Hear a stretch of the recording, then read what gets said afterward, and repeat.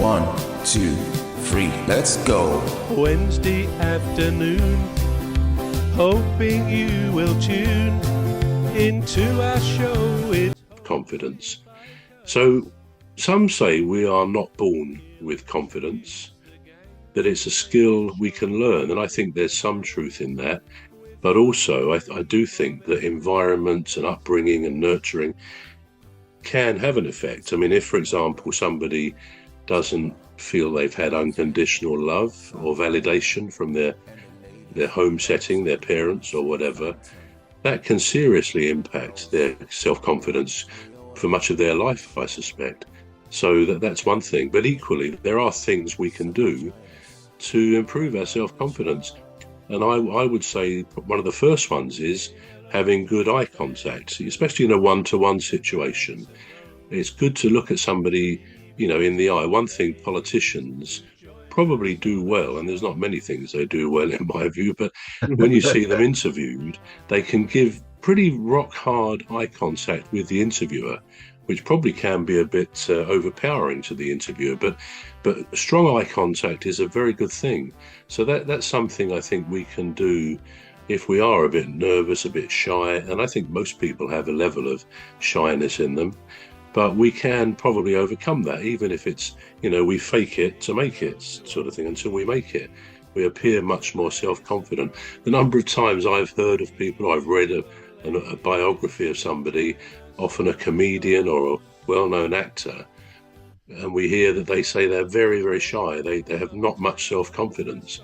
But I think when you get into a role, or even the way you dress in a particular career you have, that can give you a confidence, because you're sort of hiding behind, something else that isn't necessarily actually you. I think actors are very good at doing that. So I think, but in life terms, I think dressing well is a good thing to give us a bit of confidence. Yeah. Over to you, Danny. What were you going to say?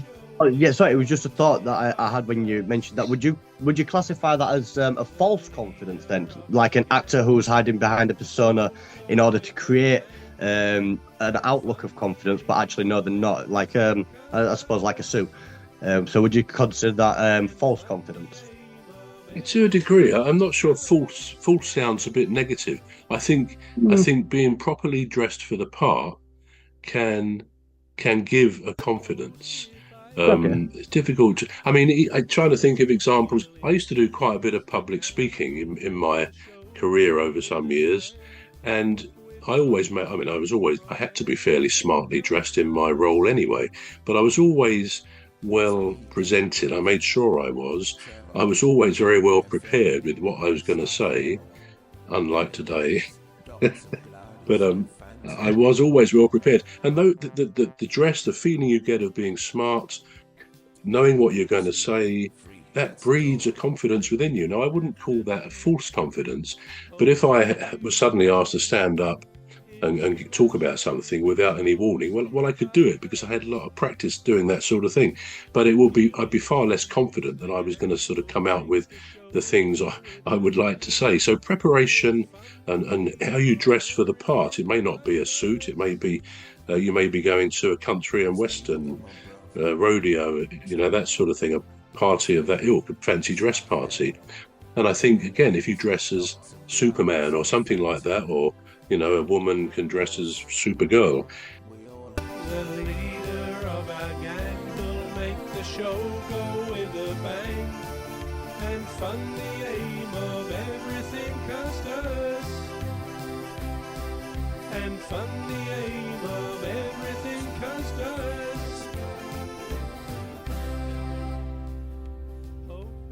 Suit. It may be you may be going to a country and western rodeo, that sort of thing, a party of that ilk, a fancy dress party.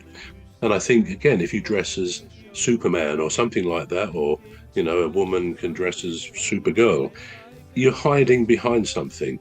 And I think if you are naturally shy and a little bit not as confident as you'd like to be, I think that can bring you out of yourself, because you're not, if you like, being judged for what you are.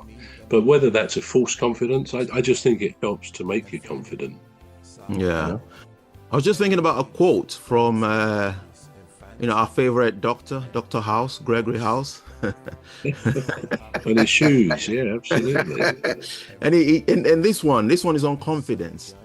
It says, if you're not willing to look stupid, nothing great is ever going to happen to you.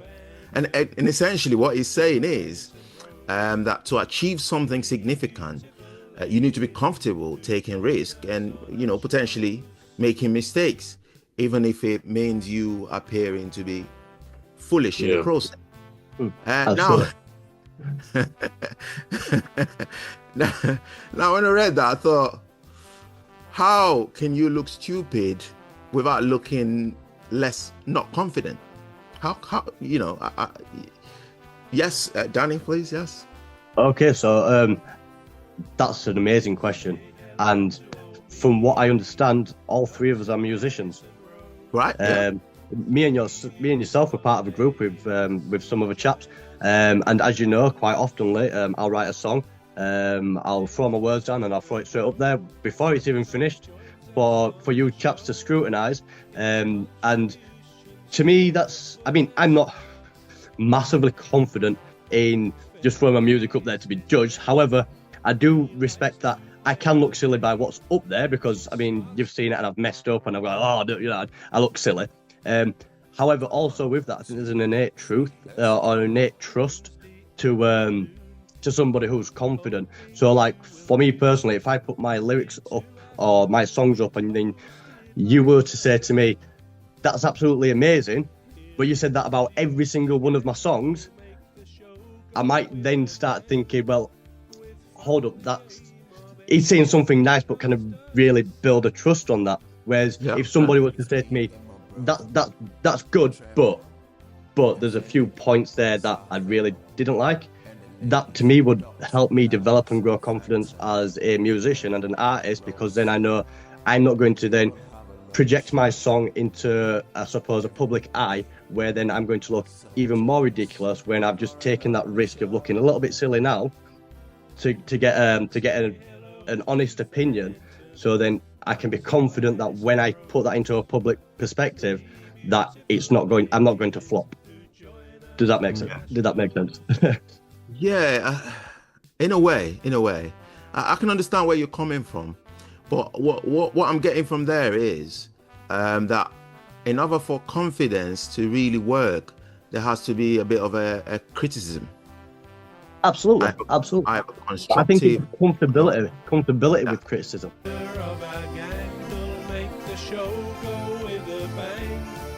And fund the aim of everything cast us.